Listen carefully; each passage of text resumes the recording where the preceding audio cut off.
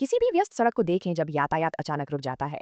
उस सामूहिक शांति का आमतौर पर मतलब होता है कि आगे कोई पार कर रहा है। लेकिन हमेशा एक राइडर होता है जो तय करता है कि ठहराव उन पर लागू नहीं होता है। हेलमेट के बिना पिछली स्थिर कारों को जिप करना यह चार्ट एक व्यवहार जाल दिखाता है जिसे जोखिम मुआवजा कहा जाता है। यह एक व्युत्क्रम संबंध को दर्शाता है।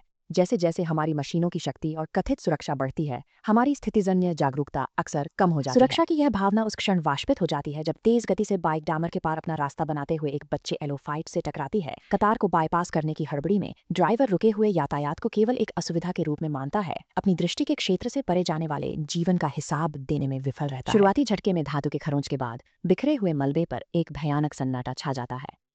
लेखक अपनी गति और मशीनरी से वंचित होकर फुटपाथ पर पूरी तरह से खुला छोड़ दिया जाता है, हिलने डुलने में असमर्थ होता है। और उसके ठीक ऊपर खड़ा उसकी लापरवाही का शिकार है, घायल हाथी का बच्चा।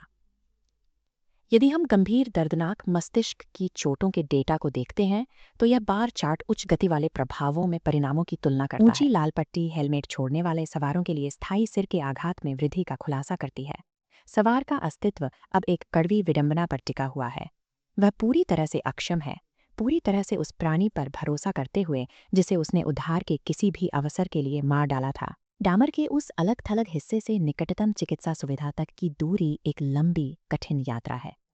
फिर भी बुनियादी जीवित रहने की प्रवृत्ति को धता बताते हुए हाथी का बच्चा धीरे से बेहोश आदमी को उस खाली सड़क पर ले जाना शुरू कर देता है। यह स्प्लिट स्क्रीन सहानुभूति अंतर की कल्पना करती है।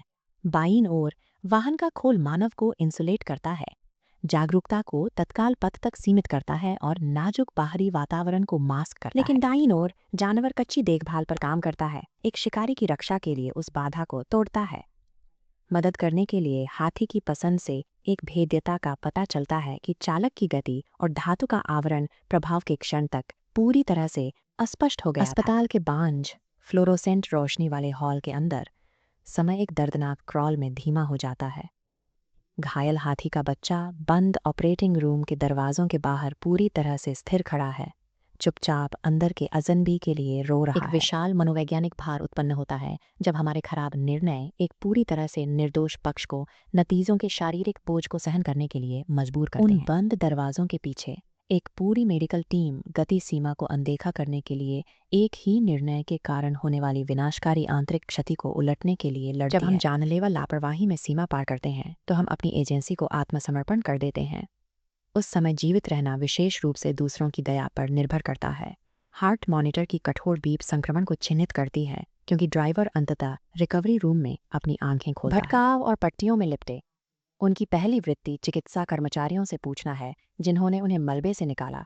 जवाब तब आता है जब डॉक्टर एक तरफ हट जाता है और घायल हाथी के बच्चे को दरवाजे से ले जाया जाता है। आपकी लापरवाही के जीवित सांस लेने के परिणाम के साथ आमने सामने आना अचानक एहसास को मजबूर करता है।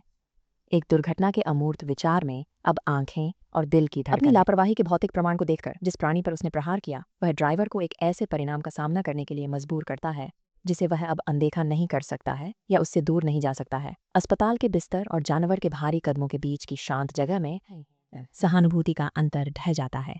विनम्र लेखक खुलकर रोता है, उस प्राणी तक पहुंचता है जिसे उसने अपनी गहरी चौंका देने वाली कृतज्ञता व्यक्त करने के लिए चोट पहुंचाई थी।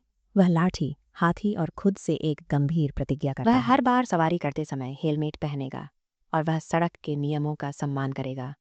नैदानिक कक्ष से तनाव निकल जाता है, जिसकी जगह उपस्थित सभी लोगों के बीच साझा राहत और शांत खुशी की लहर ने ले ली है। हेलमेट पहनना और थ्रॉटल को कम करना हमारे सामने आने वाले हर नाजुक जीवन के प्रति सहानुभूति के बुनियादी दैनिक कार्य हैं।